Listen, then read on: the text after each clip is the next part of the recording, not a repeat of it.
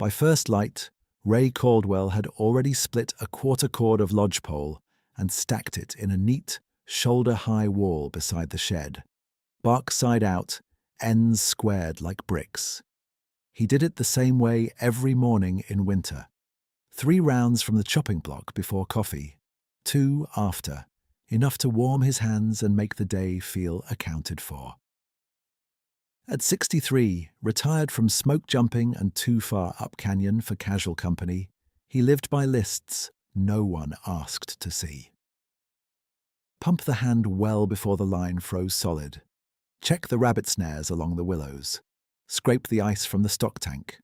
Record wind direction, overnight low. Barometer trend in a black spiral notebook that sat on the kitchen table beside an empty chair. He never moved the chair. From the road below, if you could call the last rutted 12 miles a road, his place looked like a cedar knot, dropped in snow. 1 cabin, 1 shed, 1 fence line that needed mending every season because frost heave and elk and gravity all hated straight lines. The county plows stopped well before his gate most winters. He kept chains, a shovel, and no expectation of rescue. People in town said he liked it that way. That was partly true. The bigger truth was that 2 winters ago, his wife, Lila, had died of pancreatic cancer in a hospice room with fluorescent lights and windows that did not open. Ray had sat in a vinyl chair and held her hand while machines translated the body's surrender into polite beeps. When it was over, he drove home, split wood until dark, and never once told anyone he didn't know what to do with his hands if they weren't working.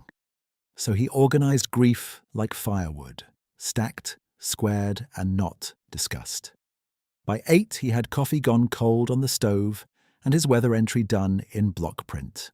14 degrees Fahrenheit, overcast, light northerly, new accumulation 2.5 inches. He capped his pen, pulled on his jacket, and walked the lower pasture to look for elk, sign crossing the fence. He didn't need the meat, didn't need the exercise either, not strictly. He needed his eyes sharp. Observation was the one habit from jumping fires that still made him feel useful in peacetime. He read ground like other men read gossip. A fox had threaded the draw before dawn. 3 mule deer had poured through crust near the cottonwoods. A hawk had dropped on something and missed, wing marks fanned in powder. Nothing surprising, nothing dramatic, exactly how he preferred it. In summer, he hauled cattle salt blocks up to the least meadow. In fall, he patched wire and replaced posts where wind throw took the corners. In deep cold, he tracked, because tracking demanded humility. You looked, and the ground answered, or it didn't. No speeches, no pity. No one asking if he was doing all right. He wasn't, but he was functioning, and functioning had become its own creed. By noon, he drove the old Ford down to the valley for fuel. Dog food for a dog that had died last spring, and whose bag still sat by the mudroom bench, and mail that was mostly seed catalogues and county notices. At McGrew's Hardware, he bought baling twine and a packet of stove gaskets. People nodded in the aisles. Ray nodded back. "Still getting snow up there?" someone asked. "Enough," he said. "You hear about that kid missing off Timberline Spur?" He paused with his hand on a shelf of spark plugs. "No." "College boy from Bozeman, went up solo day hike, didn't come back. They're running search teams again tomorrow." Ray grunted once, not agreement, not dismissal, and paid for his things. Missing hikers happened every few seasons. Bad map reading, weather arrogance, one wrong traverse that became a lot of wrong distance. Usually the mountain gave them back quickly, alive or not. If search crews were still out after 3 days, then weather had done what weather does. Stripped options. At dusk he was back home, feeding the stove, penciling one last weather line, when headlights rolled slowly into his yard and stopped crooked near the gate. Sheriff Dina Morales climbed out first, collar up against the wind, And behind her came Nate Brewer from County SAR, his orange jacket crusted with old snow. Ray met them on the porch before they knocked. "Evening," Morales said. Her voice had that careful flatness officials used when they were delivering news that could become paperwork. "Sorry to come late. Something wrong? We found your missing hiker, alive." Ray waited. "Where?" he said. Morales looked past him toward the dark slope of his lower pasture. "Near your fence line. Dawn Patrol spotted him just above your east gate. Barefoot, wrapped in a torn emergency blanket. Dehydrated, mild frostbite. Probable exposure. He was clutching—" She glanced at Nate, who held up a clear evidence bag. Inside lay a strip of braided cedar bark, finger-thick, maybe 18 inches long, worked tight and deliberate like cordage. This. Ray took one step closer, eyes narrowing. Not paracord, not anything from standard backpacking kits. Not decorative either. Utility braid, old technique, fresh fibers. "Name's Ben Sutter," Nate said. 20, student. We had 3 teams in that basin for 2.5 days. Dog teams, thermal from the air when cloud sealing let us. Nothing. Then he pops out at your place. Why barefoot? Boots gone. Says he lost them in Scree. Hard to square with where we found him. Morales tucked her hands into her pockets. Clinic says he keeps repeating practical details. Drank snowmelt, sheltered under rock, followed water downhill. But when we ask what happened above tree line, he goes rigid. Rigid how? Like a board. Starts shaking. Won't look at anybody. Nate exhaled frost.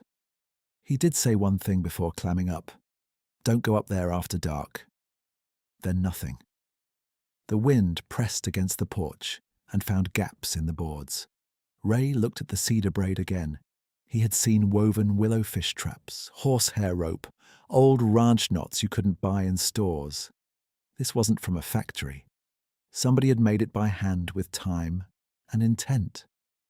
Could be he got turned around and spooked himself, Morales said, but she didn't sound convinced. Could also be we missed a hazard. Shaft, unstable cornice, somebody living rough up there, animal den, anything that could hurt the next person. And you're here because you know every drainage from here to the ridge, because crews are exhausted and weather's closing in, and because if we send more volunteers blind, somebody else could get hurt. Ray leaned one shoulder to the porch post. You want me to retrace his route? We want an experienced eye, quietly. No media circus. Morales' jaw tightened. Town's already buzzing with ghost stories and predators and conspiracy junk. I need facts. Ray could have said no. He had no badge, no county contract, no appetite for babysitting rumor. He had his own fence to mend, his own stove to feed, his own silence to protect. Then he remembered the way Morales had said rigid, the way Nate's hands had shifted while describing the boy, like holding memory physically hurt. He thought of hospice nights when Lila would wake from morphine sleep with eyes huge and bright, seeing pain he could not share, and when nurses asked if she wanted to talk, she would only say, "Not now, because language costs too much." What did his eyes look like? Ray asked. Morales frowned. Excuse me. At clinic. She took a second. Like he was still up there. That settled it. I'll go at first light, Ray said. At the clinic in Pine Hollow, Ben Sutter looked younger than 20. Hospital socks, borrowed sweatshirt, hair hacked uneven where someone had cut out ice-matted clumps. His feet were bandaged white and elevated on pillows. A saline line dripped into his arm. He smelled faintly of antiseptic, sweat, and cold earth. Ray stood in the doorway while Morales handled introductions. Ben, this is Ray Caldwell. He knows the high country. We'd like him to walk your path and make sure there's no danger we missed. Ben's gaze slid to Ray's face and held there too long, searching for something. Permission, maybe. Maybe warning. His pupils were still blown wide despite the bright room. "Did you cross the scree chute west of Sentinel Notch?" Ray asked gently. Ben nodded. "Any rockfall? Fresh slides?" Another nod. "Any people?" Ben's fingers clenched the blanket.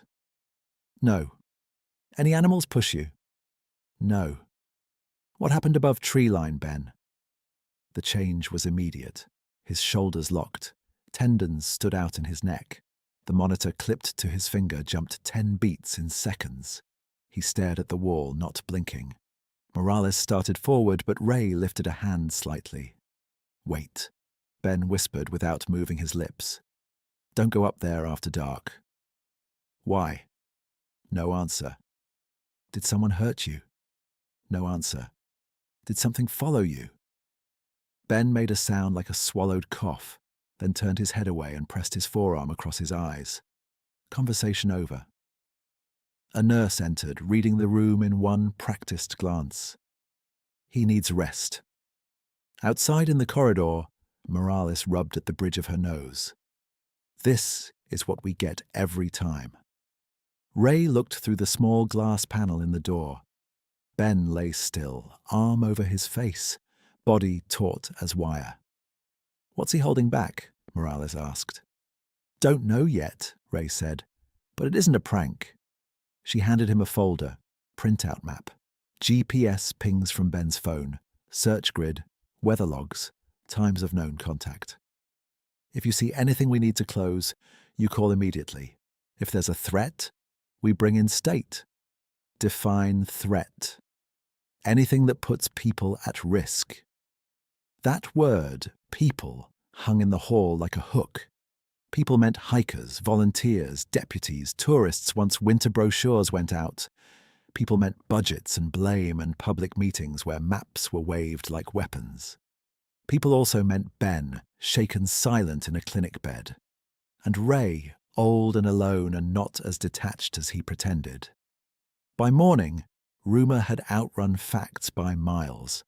At the gas station, mountain lion attack, no tracks found because snow machines ruined the scene. At the post office, feral grow operation above the ridge, armed squatters chased him off. At the diner, my cousin says he was abducted by one of those survival cults. At the hardware counter, kid probably took mushrooms and wandered. Ray heard it all while buying propane fittings, saying little. Silence made people fill gaps with their own fear. Fear made crowds. Crowds made mistakes in steep country. By noon, a county commissioner called to ask if Ray could expedite findings before media interest spikes. An outdoor blog had already posted "Mystery in Timberline Basin" with a stock photo of fog and pines that wasn't even local terrain. The county rescue coordinator left a voicemail about volunteer sign-up pressure. The sheriff texted once, "Need your read before weekend." The practical stakes were obvious. If there was an unmarked mine shaft or unstable slope where Ben went down, someone else could die. If there was a violent person sheltering in the basin, every day delayed mattered. If there was no hazard at all and panic kept spreading, the county would still answer it with resources, drones and boots they couldn't afford. But Ray felt another stake he couldn't name cleanly. Ben's refusal had the shape of protection, not evasion. The cedar braid in the evidence bag nagged at him like a splinter under skin. Handwork in the high country meant someone living with old knowledge or old habits, someone who stayed unseen by choice. And then there was his own house, his own life. The missing had emerged at his lower fence out of all the miles of wilderness, as if funneled there. Coincidence likely. Still, when he walked to the east gate that afternoon, he found scuffed snow where many boots had trampled the scene, search tapes snapping in the wind, and one narrow strip of untouched powder under the lowest rail where something, or someone, had slid through without disturbing the top crust. He crouched, gloved fingertips hovering over the mark without touching it. Too smudged to read now, too late. Ray stood and looked up canyon toward the dark line where spruce-thinned and bare alpine shoulder began. Tree line, a border on every map, a simple elevation contour. Below it, timber, shelter, game trails, rules people recognized. Above it, exposure and weather and the kind of silence that made men imagine gods or monsters depending on temperament. He had jumped fires in terrain nastier than this. He had spent nights under nylon while lightning stitched ridges in white. He did not scare easily, but he respected boundaries. The mountain taught that, or killed you. At supper, he ate beans from a cast-iron pot and stale bread by the stove, then set out gear with the ritual precision of old fieldwork. Map case, compass, spare batteries, trauma kit, thermos, coil of utility cord, binoculars, snow gaiters, sidearm he hoped not to touch. He added a second notebook, thinner than the weather log, and sharpened 2 pencils down to clean points. On the counter lay Lila's mug, chipped at the rim. He reached for it, then stopped and took his own instead. Before bed, he stepped onto the porch. The sky had cleared hard and black, stars so sharp they looked cut into metal. Cold moved in slow layers through the pines. Somewhere down drainage, a coyote called once and was answered. Ray listened until the sound died.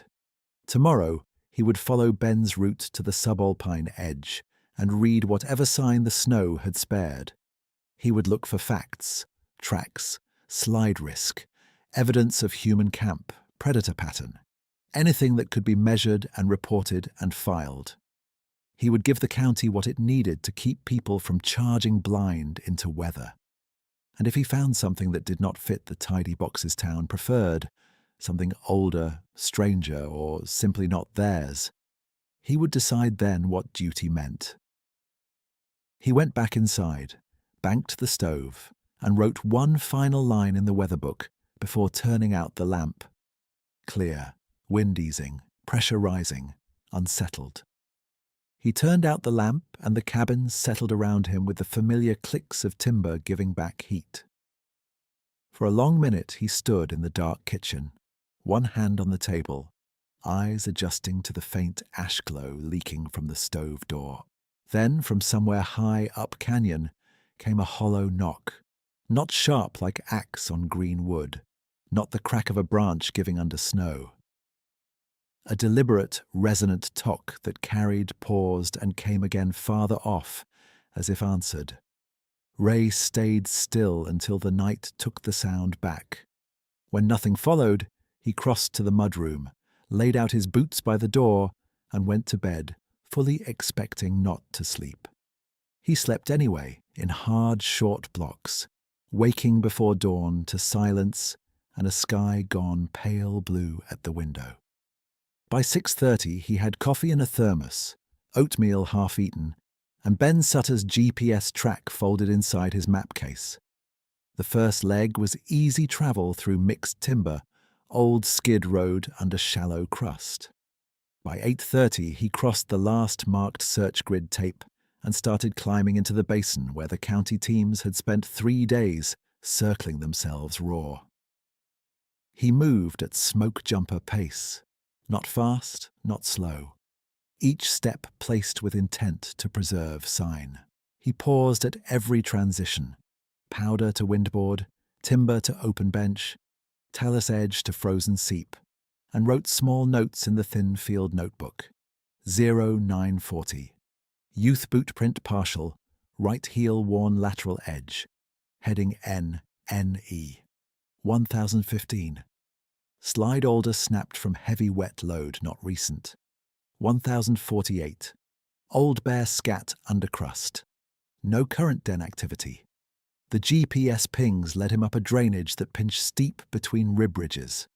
Above 7,400 feet, the trees thinned, spruce giving way to krumholz and exposed stone, and the weather shifted from valley cold to high country bite, air, with no softness left in it.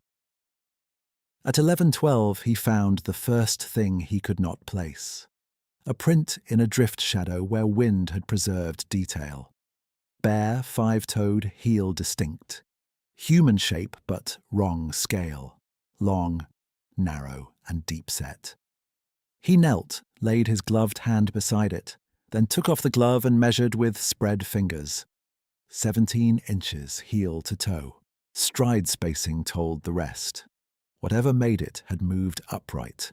Weight forward, balanced, not the side wallow pattern of a bear on hind legs, and not the stagger of an injured person. The return print lay 6 feet ahead, same depth, same clean toe splay, angled slightly as if the maker had turned to listen. Ray scanned for prank artifacts, molded fake feet, snowshoe drag, boot overprint, found none. He photographed it with a scale marker, then circled wide to avoid contamination. 200 yards higher, he reached a pocket of alder that should have been bent random by storms. Instead, several trunks at shoulder height had been drawn together and woven through each other in a tight arch. Live wood, flexed and locked as if braided by patient hands. The joints were old enough to callous not a single event. Intentional structure, no cut marks, no wire, no trail cam straps. He ducked under and stood in the center, where the wind dropped and the air held a faint, sweet rot smell, like turned duff. On the north side of the pocket, half hidden under wind-blown needles, lay bones. Not a scatter from scavenging, not a cached pile from cougar feed. Long bones and ribs set in curved lines, 3 arcs one inside another, open ends pointing upslope. Elk, deer, maybe one sheep's skull weathered pale, arranged. Ray crouched until his knees ached and tried every practical explanation he trusted. School project, ritual from hunters, delusion induced by pattern seeking in old men. The arcs were too clean, and some bones were old enough to have sat through multiple seasons. Someone had tended them. At noon, he radioed in from a ridge shoulder. "Morales, this is Caldwell, at Grid Echo 7 near Upper Drainage." Static, then Dinah's voice. "Go ahead." No immediate evidence of mine shafts or occupied camps. Terrain hazard moderate, wind slab forming on east aspects. I'm continuing to tree line. Copy. Any sign related to Sutter event? Ray looked down at his notebook, then at the slope above where cloud was beginning to gather again. Unconfirmed anomalies. I need another pass before I call it. A beat of silence. Copy unconfirmed. He clipped the radio away and kept climbing. By late afternoon, fog pushed in from the west, thin at first, then thick enough to flatten distance. He reached the subalpine edge where stunted fir gave way to open rock and snowfields, a hard visible border between shelter and exposure. Tree line. Past this point, weather owned the conversation. Ben's track wandered here, GPS points zigzagging like someone in pain or panic. Ray found one place where a knee had punched through crust, beside a scraped boulder streaked with old blood. 10 feet away, a depression under deadfall branches held snapped twigs and compressed needles, roughly human length. He touched the needles, dry underneath despite recent snow, as if something had insulated the bed. Cloud thickened to a grey wall. Light began to leak out of the day. Then came the knock again.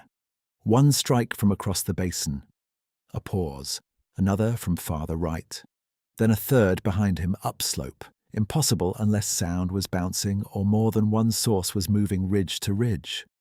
Ray stood very still, head turning by degrees. Wind was near calm.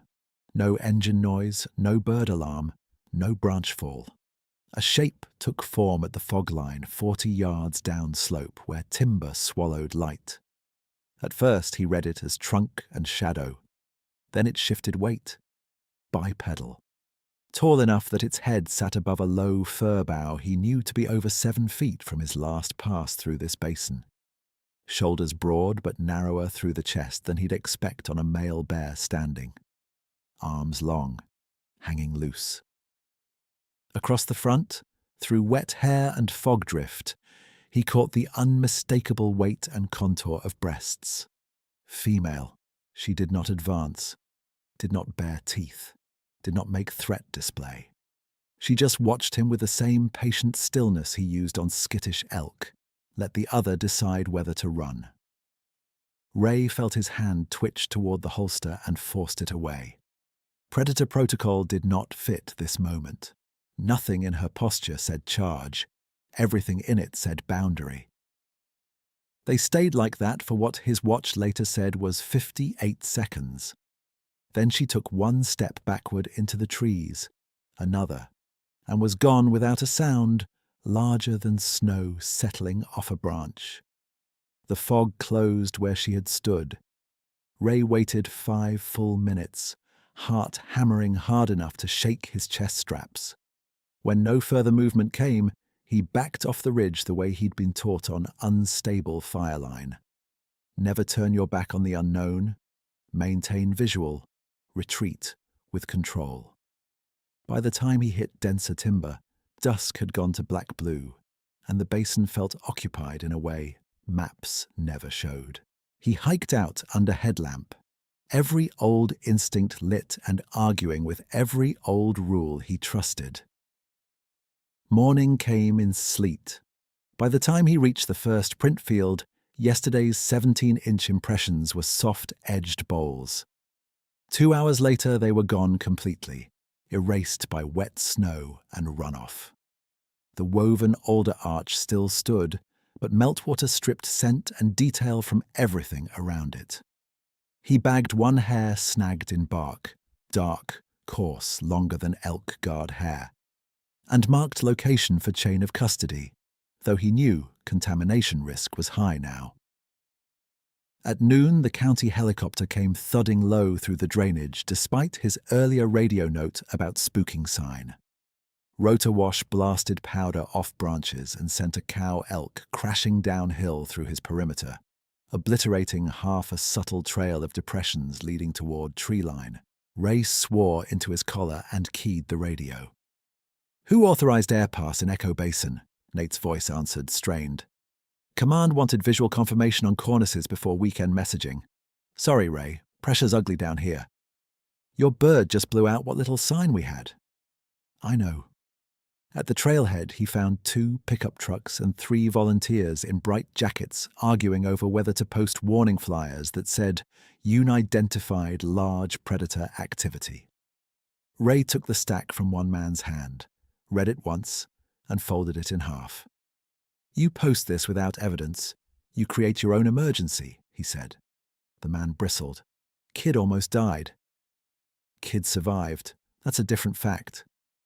By evening, someone in town had started saying Ray found cult symbols in the snow and wouldn't tell because county wanted tourism dollars protected. Another rumor said the sheriff had confiscated his photos. A third said Ben had escaped kidnappers living in old logging tunnels that did not exist in that rock type. Noise multiplied faster than weather windows. Ray answered questions with less and less patience, then stopped answering entirely.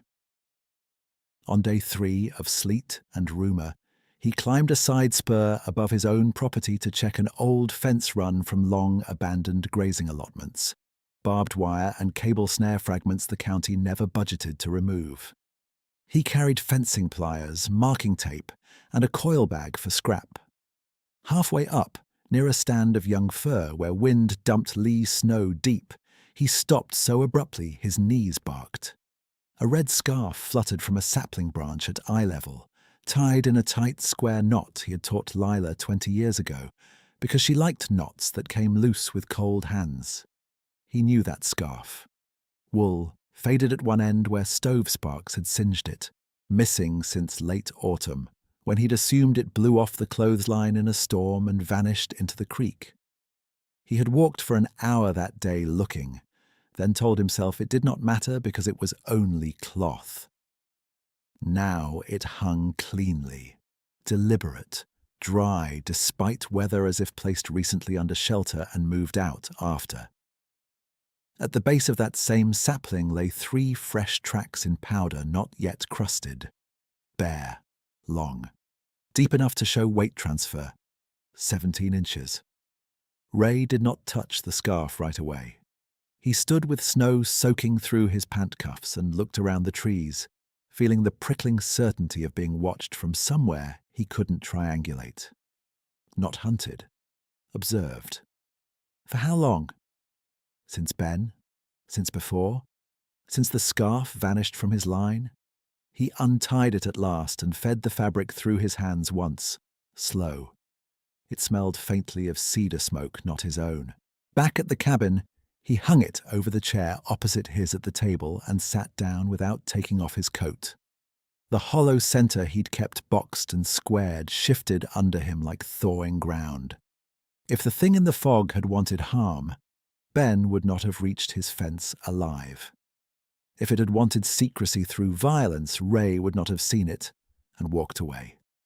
Whatever this was, it had rules, its own, not human, but rules. He needed Ben before county machinery made those rules irrelevant. He drove to Pine Hollow in dusk slush and found Ben no longer in the clinic ward, but in a rented room above the feed store, arranged by his parents for quiet recovery. Sheriff Morales met him on the narrow stair landing, arms crossed. "You shouldn't be here unannounced," she said. "You want facts? I need 5 minutes without a badge in the doorway." He's fragile. He's scared for a reason. Morales held his gaze. "If he tells you there's a human threat and you sit on it, I charge you with obstruction. If he tells me that, I call you first." Another beat. Then she knocked once and opened the door. Ben sat on the bed in wool socks, ankle-wrapped, a textbook open but unread in his lap. He looked up, saw Ray, and his throat worked. Morales said, "I'll be downstairs. 10 minutes."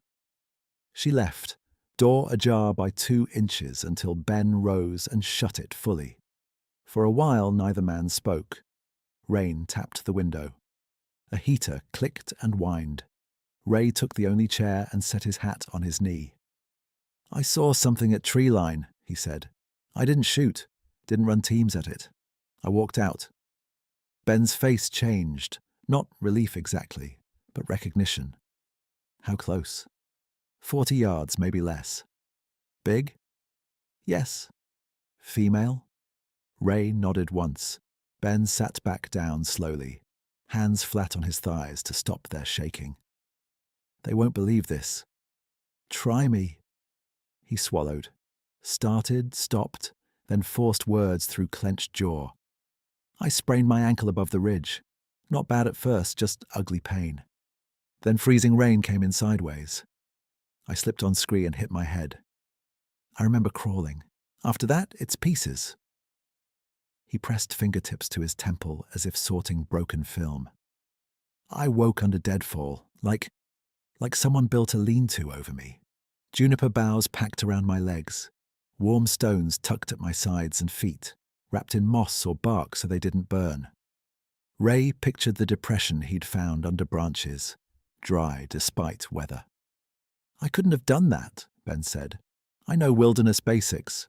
I know what I can do hypothermic with one bad ankle, not that." "What then?" "I heard breathing outside, low, chesty," thought Bear at first. "I waited until dawn light and crawled out and ran downhill because my brain was just, get away, get away." He laughed once, a brittle break. "I left one boot in mud, lost the other in talus. I fell a lot. I kept thinking if I looked back I'd die." "But you did look back." Ben nodded, eyes fixed on the carpet. "From a ridge shoulder near the creek fork. I saw them in trees. A big one and a smaller one, maybe adolescent. They stayed parallel to me, never closing distance. Every time I veered wrong, they moved to block that side without coming out. Like herding, like guiding." "Toward water," Ray said. "Yeah, always toward water, then lower toward your fence line. I didn't know it was your place then. I just saw wire and thought road soon." He rubbed his wrist unconsciously. "When I first woke up, this was tied on me." He mimed a loop around his left wrist. That cedar braid. Not tight enough to cut, just there. Like a lead rope. I tore at it when I panicked. Later, near the lower pines, it was gone. I didn't feel them take it. Ray let that settle between them. "Why didn't you tell Dina?" he asked quietly. Ben looked up with sudden heat in his eyes. "Because she'd do her job. Everyone would do their job. Drones, rifles, thermal imaging, news crews, people saying public safety while they kick in whatever door they find. I didn't shut down because I forgot. I shut down because I remembered too much." Rain intensified against the glass, then eased. Ray said, "Did they ever threaten you?"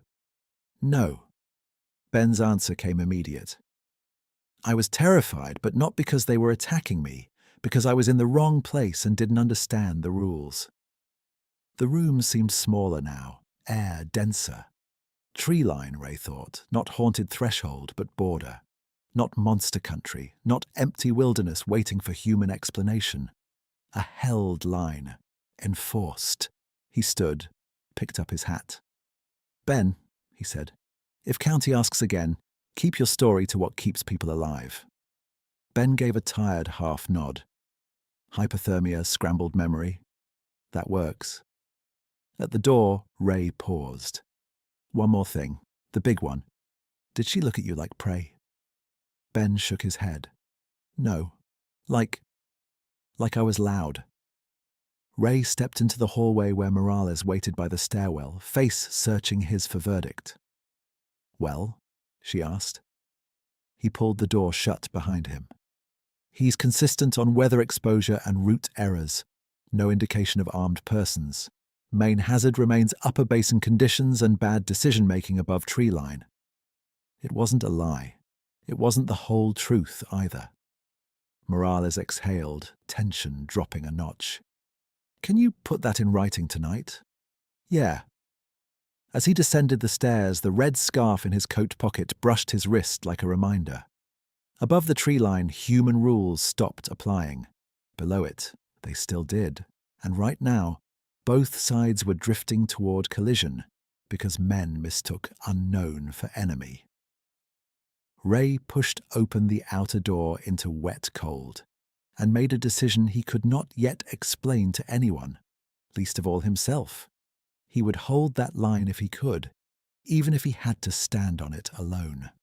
Rain hissed off the feed store awning and soaked through Ray's hat brim before he reached his truck. He sat for a moment with both hands on the wheel, engine off, listening to water ping the hood and Morales's last question replay in his head. Well, he had given her the answer she could act on. He had kept the answer she couldn't. By the time he reached the sheriff's office, lights were still on upstairs, and 3 county vehicles were parked crooked in the lot. Through the blinds he could see silhouettes moving around a conference table.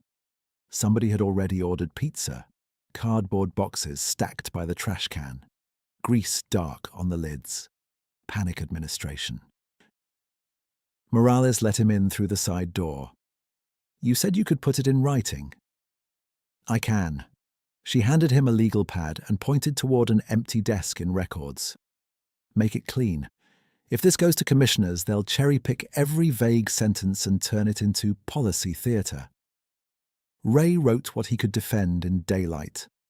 Weather history, terrain exposure, unstable wind slab development, poor route choices above tree line, evidence of hypothermic confusion. No mention of 17-inch tracks. No mention of woven alder arches or bone arcs or the female in fog. At the bottom, he added one line he hoped would anchor the rest. Recommend temporary restriction of upper timberline basin, seasonal hazard, and redirection of recreational traffic to lower market routes. When he carried it back, Commissioner Harlan Pike was already in the room, tie loose, cheeks windburned and bright, with the kind of urgency elected men wore when cameras might appear. Nate stood by the window with a tablet. 2 state wildlife officers leaned over maps. Pike tapped Ray's report with 2 fingers. "This is useful, Mr. Caldwell, but seasonal hazard doesn't answer what happened to that boy." What happened to that boy is weather plus injury in bad terrain, Ray said. Pike gave a practiced smile. And yet he told law enforcement not to go above tree line after dark. He told law enforcement a lot less than people keep saying. One of the wildlife officers looked up. We've got pressure from Helena. Social channels are loaded with predator event claims. If there's a large carnivore habituated to hikers, we need confirmation before first snow tourism starts. Then confirm with science, Ray said. Not with a circus. Pike bristled. A circus is what we get if we do nothing. We're planning a safety sweep. Thermal drones, daylight grid teams, chainsaw crew for visual lanes where vegetation is dense. One pass, documented, done. Ray stared at him.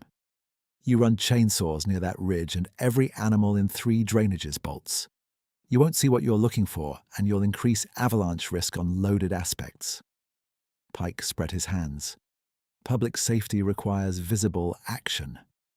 There it was, the antagonist in a county-issued fleece, speaking in budget-approved phrases. Not malice, momentum. Harder to stop. Morales cut in, voice controlled. We can stage lower and reassess. Ray's recommending upper closure, not escalation. Pike didn't look at her. I'm recommending assurance. Volunteers are already mobilizing online, better under our supervision than freelance with rifles. He turned to Ray. Can you support this operation? No, Ray said. I can support rerouting it. Silence held for a beat too long. Then Pike nodded as if filing away a name. By midnight, the county emergency page posted, Timberline Basin, safety sweep, pending weather window. Public advised to avoid unmarked routes. By 12:20, local forums translated it to, officials, hunting unknown threat. At dawn, sleet needled sideways across Ray's windshield as he drove back up canyon. Elk had dropped lower overnight. He passed 2 cows and a calf standing in the county road, steam lifting from their backs, reluctant to yield. A bad sign. Animals moved early when pressure built above them. He spent the morning placing temporary warning placards at spur turnoffs. Upper Basin unstable. Stay below marked trail. At the 3rd junction, someone had already zip-tied a homemade sign over his. What are they hiding? By 10, Nate called over radio. Command approved a partial sweep. Not full. They're saying your hazard report changed route design. Partial where? Lower basins first. Upper boundary if conditions allow. Ray exhaled once. Not victory, but delay. Keep them off east face this afternoon, he said. Sleet loading is ugly. Copy. He spent the next hours cutting old wire from dead fence runs above his property, dropping rusted barbs into a feed sack and flagging what he couldn't pull alone. Twice he found hair clumps snagged at crossing points. Elk, deer, once something darker and coarse that made him stop and look into timber until sleet stung his eyes. At 13:40, his radio crackled with raised voices, then Nate again, breathless.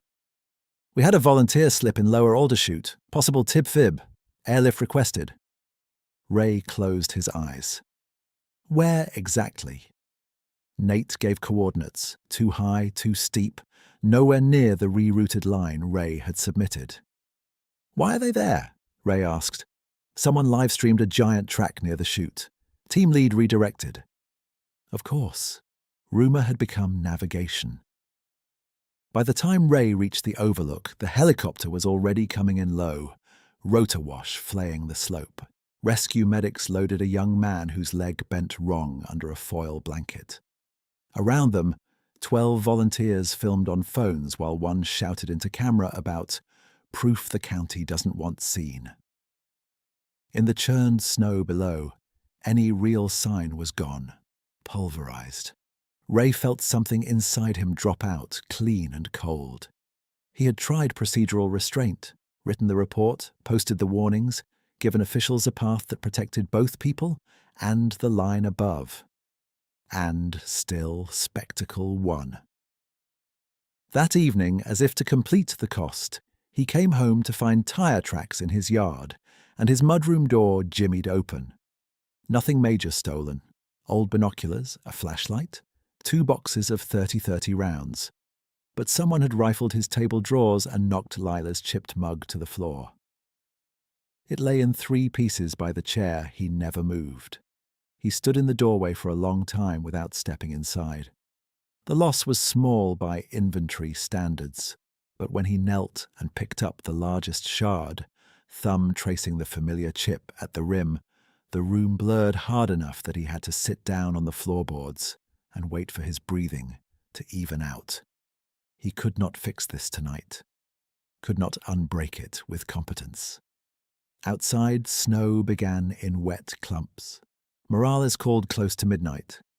"You home?" "Yeah, I'm 10 minutes out." When her headlights came through the trees, Ray expected official business. Instead, she walked in, carrying 2 paper cups and a look he'd never seen on her face. Drawn, hollow, stripped of command posture. She set 1 cup on the table near the broken mug pieces he hadn't moved. "I heard about the break-in. Any suspects?" "Half the county, if social media counts." She sat without asking and wrapped both hands around her cup, though it had gone lukewarm. "I need to tell you something off record." Ray waited. Dina stared at the stove door, watching firelight pulse through the vent slits. When she spoke, her voice was lower than usual, rough at the edges. 8 years ago, before I made sheriff, I was deputy on a winter call-out. 17-year-old kid missing on Elk Crown. Last known with friends, probably drunk, probably showing off. We had a weather warning, and I pushed to delay upper search until daylight, because I didn't want volunteers dying in a night storm. She swallowed. By sunrise he was dead. Exposure. 200 yards from where we staged. Ray said nothing. For 3 years, his mother sent me his school pictures every Christmas. Not with a note, just the pictures. Dina gave a short laugh that broke in the middle. "You know what that does to a person in this job? You stop hearing nuance. Every unknown becomes that kid. Every delay feels like murder paperwork waiting to happen." She rubbed her eyes with heel of hand, hard. "I keep pretending this is about policy because policy is safer than saying I'm scared of being wrong again." The room settled around that admission. Ray looked at her, really looked, and saw the fatigue lines carved deep beside her mouth, the tremor she hid by gripping the cup, the damp in her lashes she refused to wipe. Not an adversary. A wounded official doing triage on a county and on herself. "They're using your fear," he said. "I know." Her answer came immediate. "Pike called state this evening. He wants a full sweep tomorrow at first light. Drones, volunteers, press-safe language, the whole show. He told me if I object, he'll go through emergency management and make me own any delay publicly." "Will you stop him?" "I can slow paperwork. I can't stop momentum now." She finally looked at him. "I don't know what you saw up there, Ray. I'm not asking. But if there's something in that basin people shouldn't provoke, this is the last night before we poke it with a stick." She set a folded copy of the operation plan on the table and stood. At the door, she hesitated, hand on the frame. "I'm tired of choosing between bad outcomes," she said quietly. "And I'm very tired of pretending it doesn't cost me." Then she stepped back into the snow and drove away. Ray unfolded the plan. Staging area 0600 at lower trailhead. Drone launch 0630. Team Bravo to upper boundary if conditions acceptable. Chainsaw line crew on standby. Volunteer cap 32. 32 people plus operators plus aircraft. Enough noise to turn an uneasy border into a breach. He was up before dawn, writing by headlamp at the same table where the broken mug still sat in pieces. He drafted a formal avalanche hazard addendum denser than the first, citing slope angle classes, wind loading, recent temperature inversion, and observed wildlife descent as proxy indicator. He attached photos of cornice fractures and cross-loaded bowls. He sent copies to Sheriff, SAR, Emergency Management, and State Forecaster.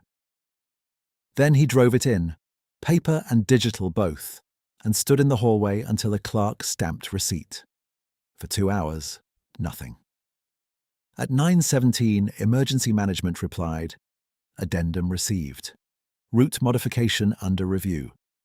At 9:42, Nate texted, "Good news, maybe. Ops rerouted lower basins pending state sign-off."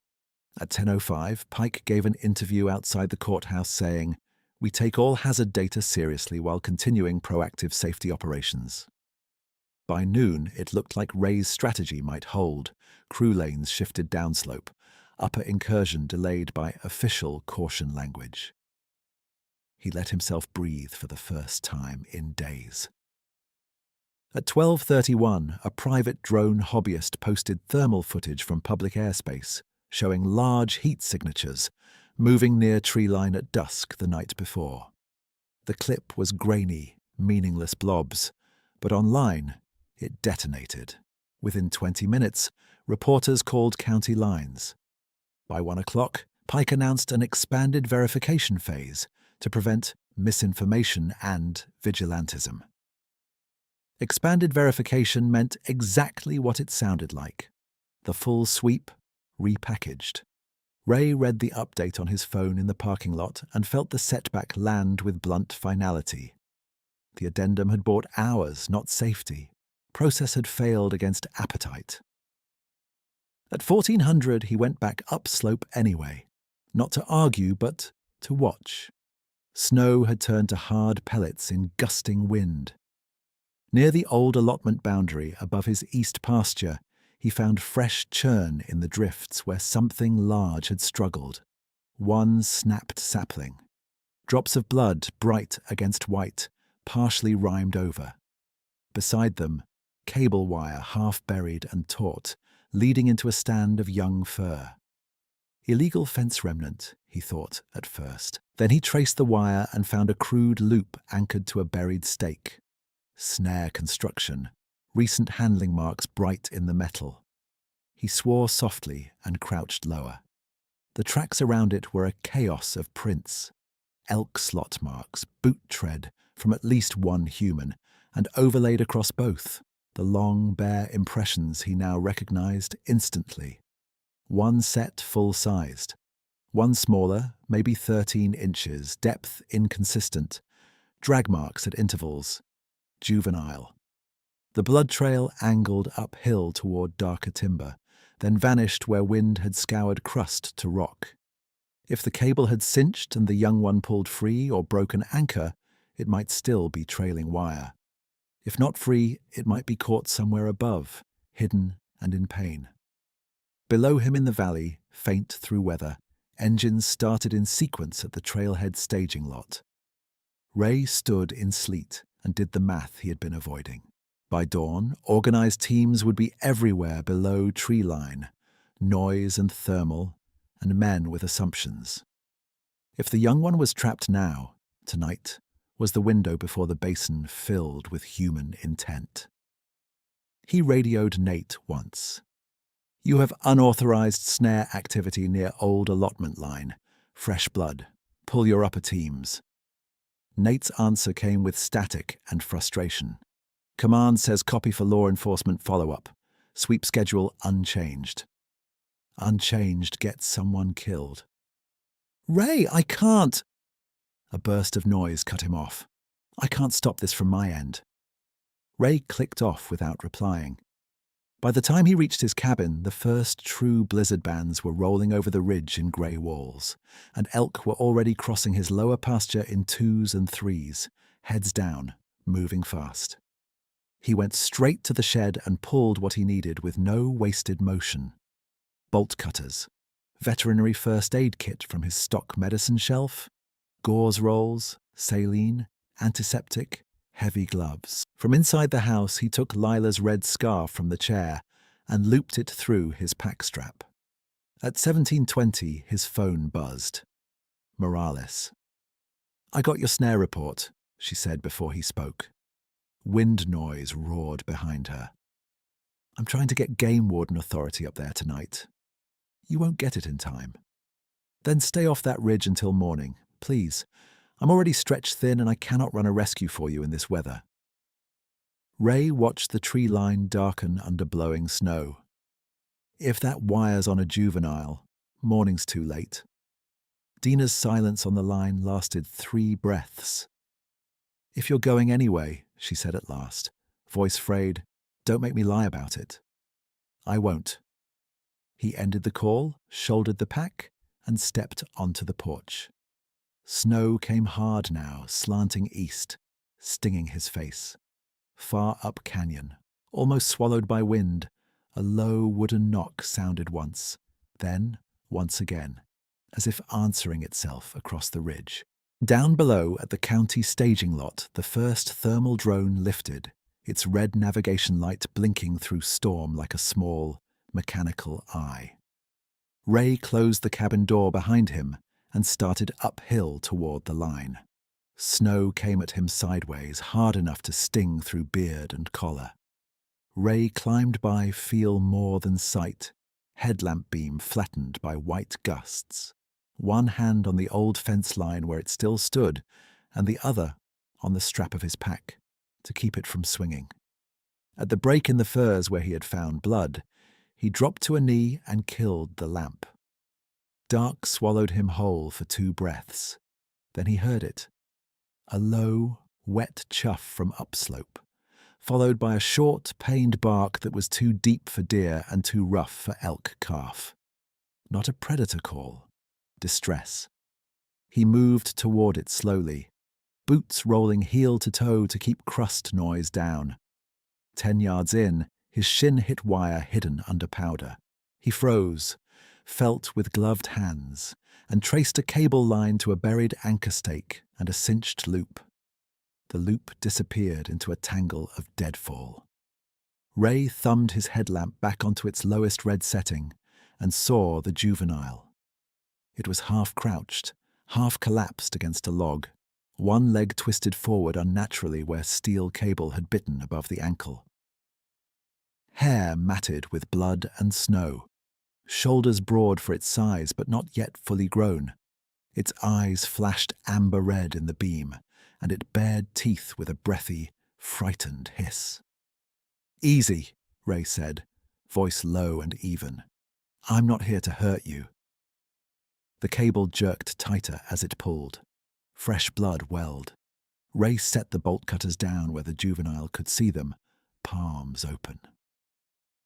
A rumble answered him from his left. He turned his head, not his body. The adult female stood 20 yards out between 2 fir trunks, chest high in the drifting snow, dark hair iced at the tips, face unreadable in storm shadow. Not charging, not retreating. Her hands hung loose at her sides, but the sound in her chest vibrated through the snow under Ray's boots. He lowered his gaze to her hands, exactly as he would with a nervous horse he didn't own. "I see you," he said. "I'm cutting wire, that's all." No movement. Above the wind, a high mechanical whine rose and dipped, drone rotors somewhere below tree line and climbing. Ray swore under his breath. He had minutes, maybe less. He slid the veterinary kit off his pack and inched closer to the juvenile on his knees. It snapped once in the air between them, more bluff than strike, then flinched when the cable bit. Ray kept talking, nonsense cadence, the way he used to calm smoke jumpers shaking after bad burns. Good, stay with me. I know. The loop had twisted with every panic pull, strands biting deeper. He worked the bolt cutter jaws under the tightest section and squeezed. Nothing. Cable too tensioned. He repositioned, braced one boot against the anchor stake, and pulled the trapped leg gently towards slack while keeping his head down. The juvenile screamed, a sharp metallic sound that made the female take one full step forward. Ray held up his free hand without looking at her. One more. One more. He squeezed again. Metal popped. The cable sprang open and slapped snow. The juvenile lurched backward, tried to stand, crashed, then kicked free of the last loop and scrambled three-legged behind a stump. Breath blasted in white bursts. Ray grabbed Celine, flushed the wound fast, red ribboning into powder. Deep cut, swollen, likely tendon bruising, but no obvious bone through skin. He packed gauze, wrapped twice, then reached for clean cloth and came up with Lila's red scarf. He paused only a second. Borrowing this, he muttered to nobody and everybody and bound the scarf over gauze in a broad pressure wrap, not low so it wouldn't rub the joint. Drone whine grew louder. Through the trees below, a faint, blinking red light pulsed in the snow. Ray ripped the snare stake from the ground, coiled the cable and shoved both into his pack. Then he leaned back on his heels, palms on thighs, eyes still lowered. All done. Silence except wind and rotor buzz. The female moved first, 2 long steps to the juvenile, one arm sweeping it behind her body without touching. She looked at Ray for a long, unreadable moment. Snow feathered along her brow ridge. Her breath steamed. Then she bent, set something upright in the snow 3 feet from Ray's knee, and backed away with the younger one sheltered behind her.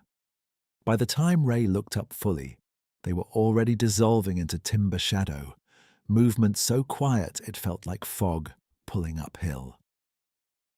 At his knee, clean and pale against the storm-dark snow, stood a single antler tine. He heard men shouting far below.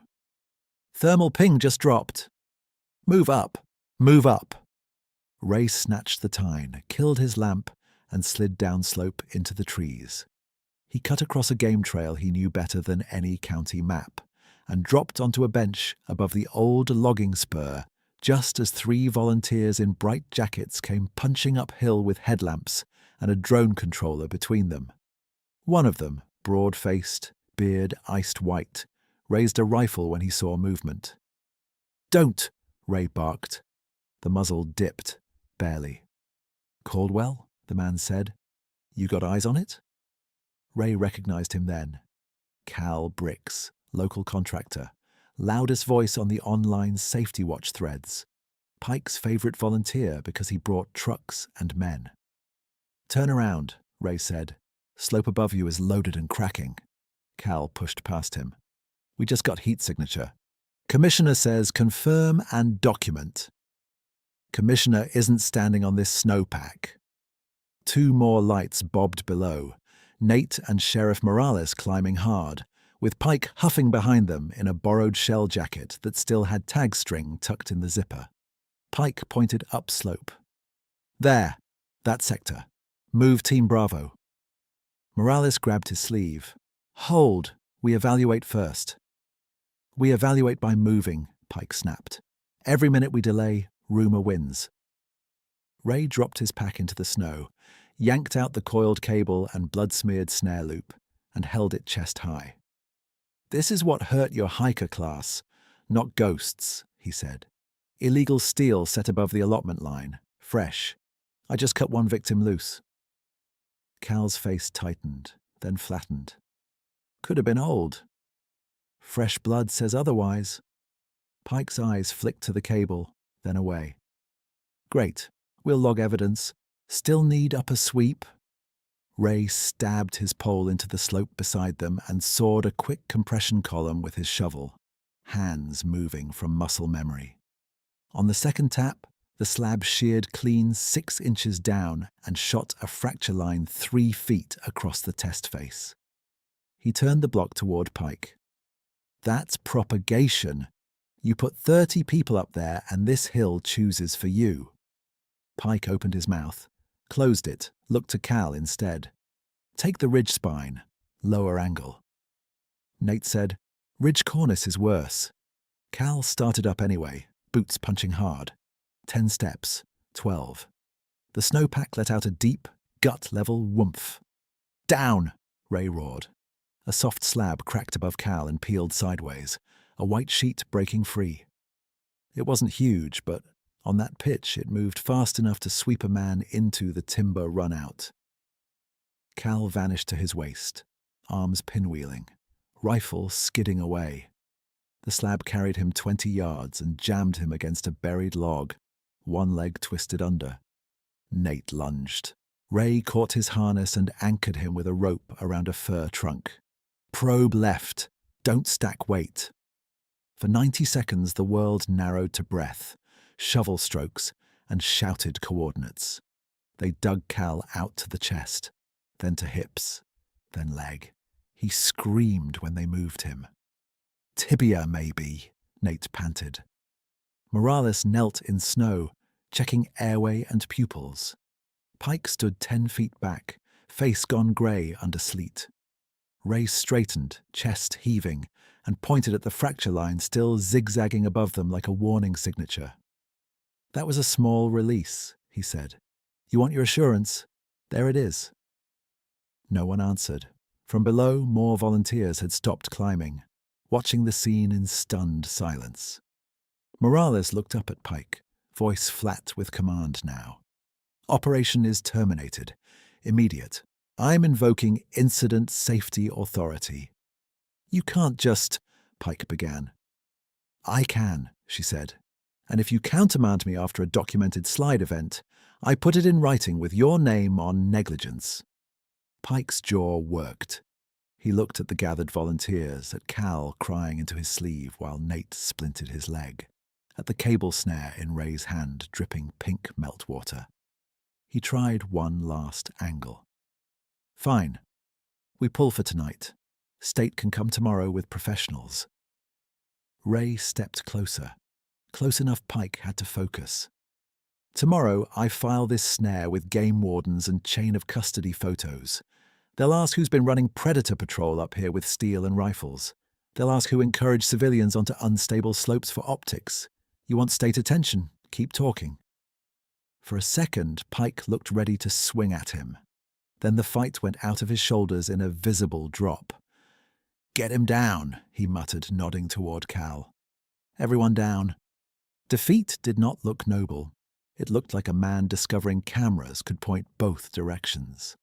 By the time they reached the trailhead, wind had eased but snow kept falling. Straight and steady now. EMTs loaded Cal. A game warden took the snare evidence bag from Ray with gloved care and did not hide his disgust. "Fresh crimp marks," the warden said, rotating the loop under his light. "Who set this? Did it recently?" Morales answered before Ray could. "You'll get names." Pike tried to climb into his SUV without speaking. Morales stopped him with one hand on the door. "Commissioner, I need your statement on record tonight."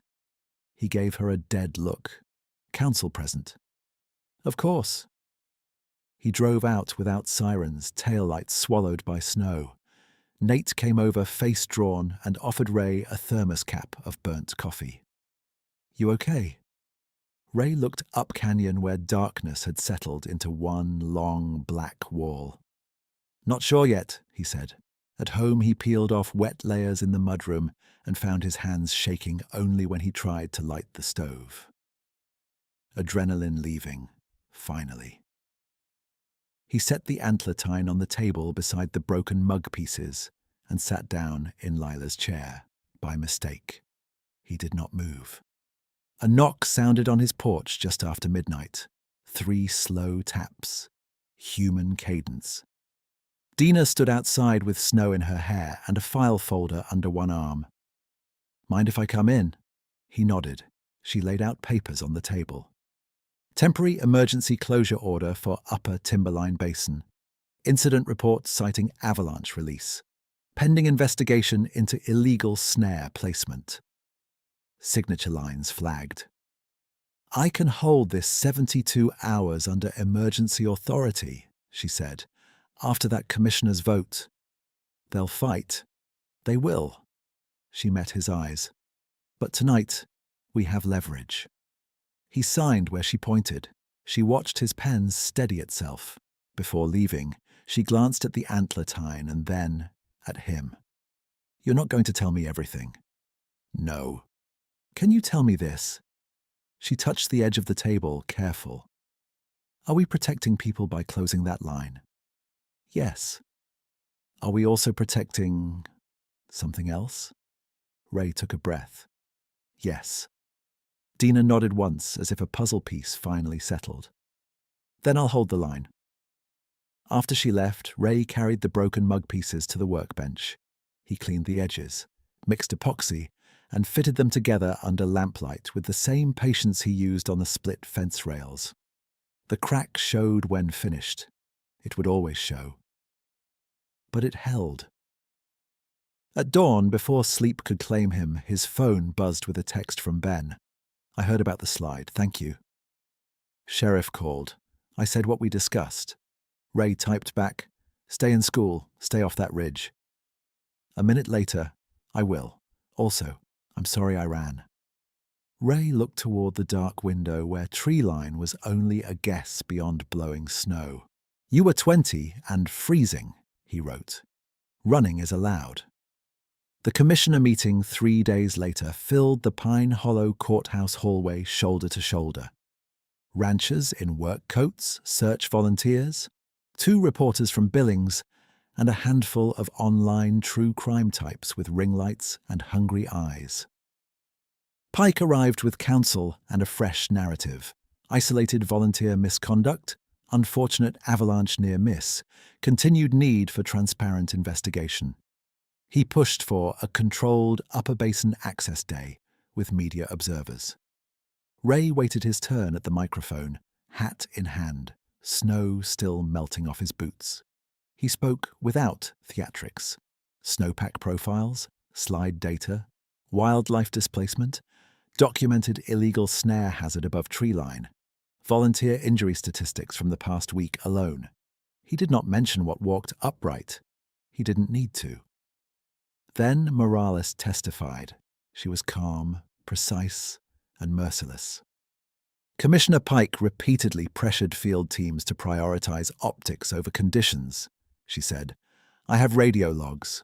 I have time-stamped route deviations triggered by social media rumor. I have 1 injured volunteer and 1 active criminal investigation tied to unauthorized trapping hardware recovered from the target zone. Counsel objected. The chair overruled. Game Warden Ellis stepped up next. Forensics on the cable indicate recent hand crimping with modern tool marks. Not legacy fence, not accidental. Then came Ben, limping slightly, hands shaking as he unfolded a note card. He looked 19 again under fluorescent lights. I was hypothermic, he read. I made route errors. I don't remember events reliably above tree line. I do remember weather turning fast and that I should not have been up there alone. He swallowed. Please stop sending untrained people to prove things. No monsters. No myth. Just enough truth to close the door. The vote was 4-1 for seasonal restriction of Upper Timberline Basin, with authority for Sheriff and SAR to enforce closure until spring thaw and further hazard review. Pike cast the lone number. In the corridor afterward, Pike passed Ray without slowing. You think you won, he said quietly. Ray adjusted his gloves. No, I think we survived this round. Pike snorted and kept walking. Outside, Morales came down the courthouse steps beside Ray. He'll be censured by the ethics board over the volunteer push, she said. Maybe not removed, but clipped. Good. She stopped him at his truck door. You never answered me about that night. I answered what mattered. She studied him, then gave a tired half smile. You're infuriating. Been told. Come by my place Friday, she said. No uniforms, no reports, dinner. We talk like humans. Ray hesitated, surprised by the sudden rise of fear in his chest that had nothing to do with blizzards. Dina saw it and did not look away. I'm not asking you to be someone else. I'm asking you to stop living like grief is a job description. He nodded once. Friday. Friday smelled like onions in butter and wood smoke from Dina's backyard stove.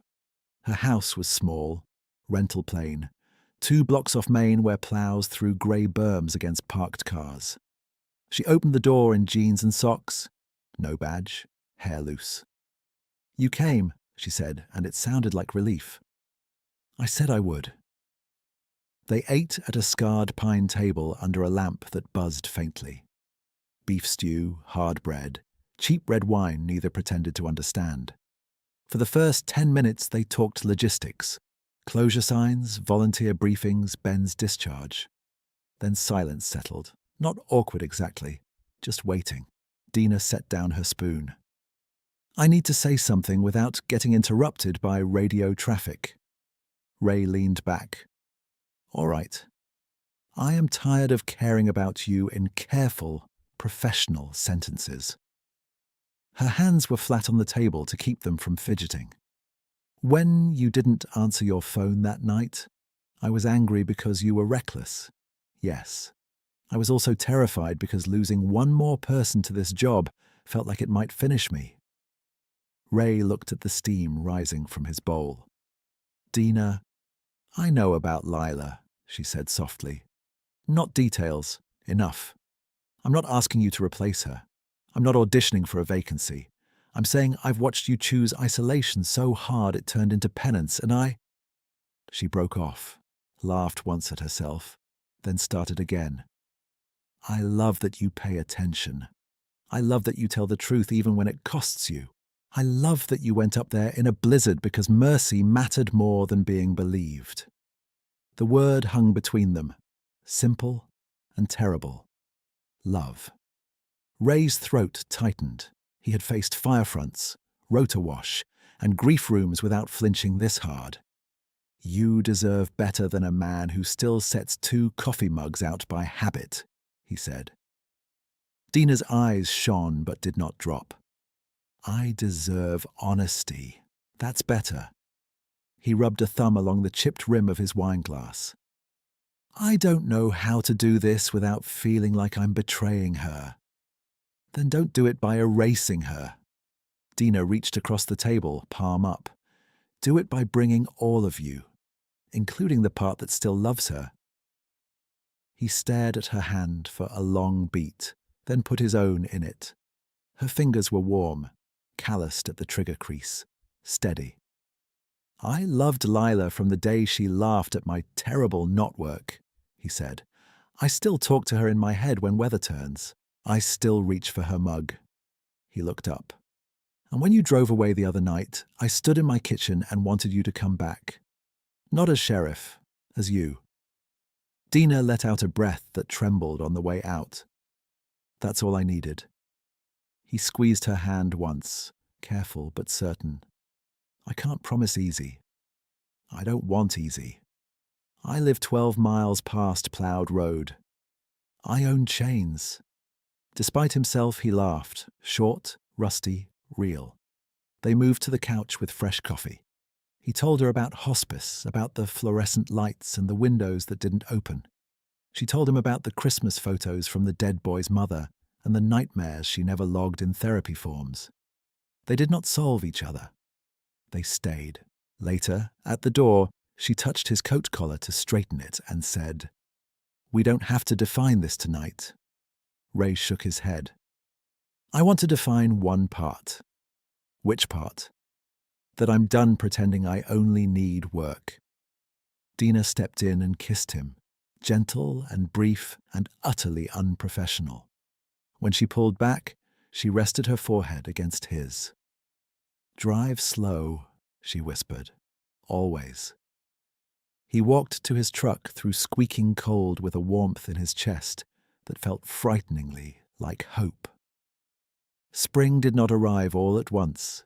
It came in negotiations, hard freeze at dawn, mud by noon, another snow squall at dusk just to remind everyone who owned the basin. On a clear March morning, Ray and Nate pounded closure posts at the Upper Spur Junction, while Morales logged coordinates. The new sign read, "Seasonal Restriction." Upper Timberline Basin, closed, avalanche, unmarked hazards. No mention of monsters. No invitation for thrill seekers. Think it'll hold? Nate asked, tamping post base with his boot. Ray looked up toward the dark band of trees and the bright shoulder above. Lines hold when both sides respect them. Nate gave him a sideways glance like he almost understood, then didn't press. Another day, Ray and Warden Ellis hauled out 2 more illegal cable sets from an old fence run. Ellis bagged them and said, "Whoever was setting these stopped after arrests." Arrests? Cal Bricks and 1 buddy. Misdemeanor trapping violations, reckless endangerment add-on for carrying in restricted operation. Ellis spat into the dirt. "They'll plea, pay, complain online, but they're done in your drainage." Good enough. On a wet April evening, Ben stopped by on his way back to school, ankle still stiff but improving. He stood awkwardly on Ray's porch with a duffel slung over one shoulder. "I wanted to say thanks in person," he said, "for not making me into a story." Ray handed him a jar of cabin-made jerky for the drive. "Stay off solo winter ridges." "Yes, sir." Ben hesitated. Do you think they know?" Ray followed his gaze to tree line. "I think they've always known where we are." Ben nodded like that answered the right question and headed down to his car. That night, after first thaw rain, Ray stepped out to the woodshed and found a cedar braid laid neatly on the chopping block, fresh and damp, loops tight and even. No tracks he could read in the muddled ground. He set 2 apples on the stump at the edge of the timber and went back inside without looking over his shoulder. Weeks later, on a bright morning that smelled of wet earth and pine pitch, he split lodgepole before coffee, 3 rounds, then 2 after. Same rhythm as always. He pumped the hand well, checked the stock tank, and wrote weather in the black notebook at the kitchen table. This time, before capping his pen, he added a second line beneath pressure and wind. Left apples at line. Received morels. Boundary quiet. The repaired mug sat beside his, crack visible, handle strong. Across from him, the once empty chair was no longer an altar. It was simply a chair, sometimes occupied, sometimes not. Dana's wool cap hung by the mudroom door from her last visit, melting a small circle into the mat. Outside, far up canyon where timber thinned into sky, a single hollow knock carried down the drainage and faded. Ray listened, then went back to stacking wood. Bark side out, ends squared, the old competence still there, but no hollow center left to fill.